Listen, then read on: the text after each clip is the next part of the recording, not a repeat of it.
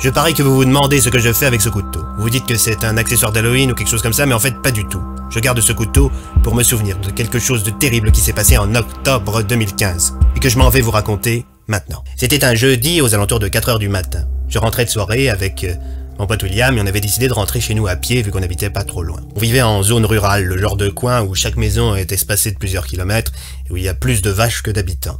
Bref, on se baladait sur une route de campagne plutôt déserte, et on était éclairé par la lueur des étoiles et de la lune, le ciel étant très dégagé, cette nuit-là. Ça faisait environ 10 minutes qu'on marchait quand on a entendu un espèce de bruit de moteur se rapprocher de plus en plus. On s'est mis sur le côté parce qu'on marchait au milieu de la route, et au bruit de moteur s'est ajoutée une lueur bleue. C'était le gyrophare d'une camionnette de gendarmes qui nous a dépassés, s'est arrêté et a reculé pour venir à notre rencontre.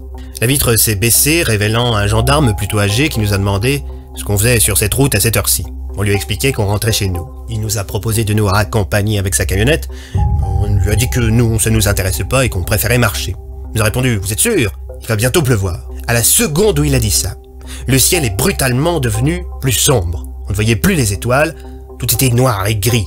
Du coup, mon pote William a dit aux gendarmes que bien que le ciel était devenu gris, on n'habitait pas très loin et qu'on serait très vite chez nous, qu'on pouvait continuer à pied. Brutalement, il se mit à pleuvoir des cordes. Je m'adresse au gendarme et je lui dis, ne vous en faites pas, on a des capuches. Du coup, il mène nos capuches. Et là, le gendarme, il fronce les sourcils. Et au moment où il fronce les sourcils, il y a la foudre qui s'abat juste à côté dans le champ. Et il dit, vous devriez quand même rentrer avec moi, ce n'est pas prudent de rester dehors par ce temps. Je regarde mon pote, il fait une grimace et il hausse les épaules. On se résout à rentrer dans la camionnette du gendarme. Je me mets à l'avant et William monte à l'arrière. Le gendarme remonte la vitre de sa camionnette. Et là, on ne démarre pas, on ne bouge pas. La camionnette reste immobile. Trouvant ça suspect, William entreprend de lui dire qu'il habite au 10 rue du Puisatier, des fois que le gendarme attend une adresse pour pouvoir démarrer. Le gendarme répond « Je sais très bien où tu habites, ne t'inquiète pas pour ça ». Du coup, moi de plus en plus mal à l'aise, je demande timidement au gendarme pourquoi on ne démarre pas. Le gendarme se contente de me montrer la petite horloge LCD qui se trouve sur son tableau de bord. Ce n'est pas encore l'heure.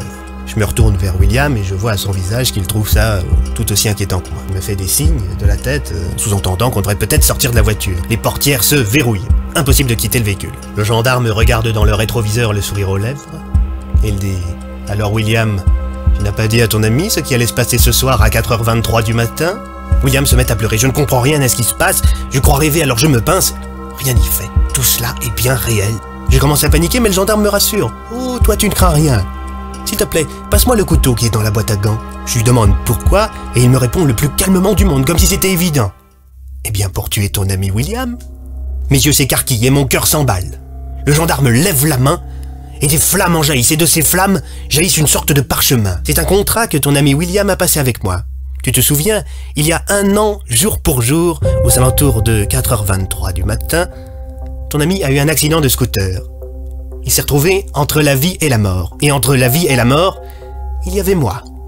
Alors je lui ai proposé de rallonger sa vie de très exactement 1 an, jour pour jour. Et il a accepté. En échange de quoi, je pouvais prendre sa vie de la manière qui me conviendrait. Et j'ai choisi de le poignarder. Alors donne-moi ce couteau, s'il te plaît. Je me retourne vers mon ami William en lui demandant si tout cela est vrai. Et il hoche la tête, toujours en sanglots. Bon sang. Le gendarme réitère sa demande. « Donne-moi le couteau, s'il te plaît !» Je refuse. Il me regarde à nouveau, et d'un regard brûlant, sa voix change et dit « Donne-moi ce couteau !» Je ne pouvais pas résister. C'était plus fort que moi. Il fallait que je lui donne ce couteau. C'était mon seul et unique objectif dans la vie. Lui donner ce couteau. Je lui ai remis. Il a ouvert sa porte, est sorti, a refermé sa porte. J'ai repris mes esprits, il est allé ouvrir la portière de mon ami William. William a tenté de s'enfuir en courant, mais il a été rattrapé par le gendarme qui l'a poignardé 3 coups dans le dos. Mon ami s'est effondré au milieu de la route. Il était 4h23. J'étais en état de choc. Je ne comprenais pas. Le gendarme remonta dans le véhicule, prit le volant et me dit « Bon, je te ramène chez toi maintenant. » Je restais muet. Le reste du trajet se fit en silence. Je ne savais même pas comment il savait où j'habitais.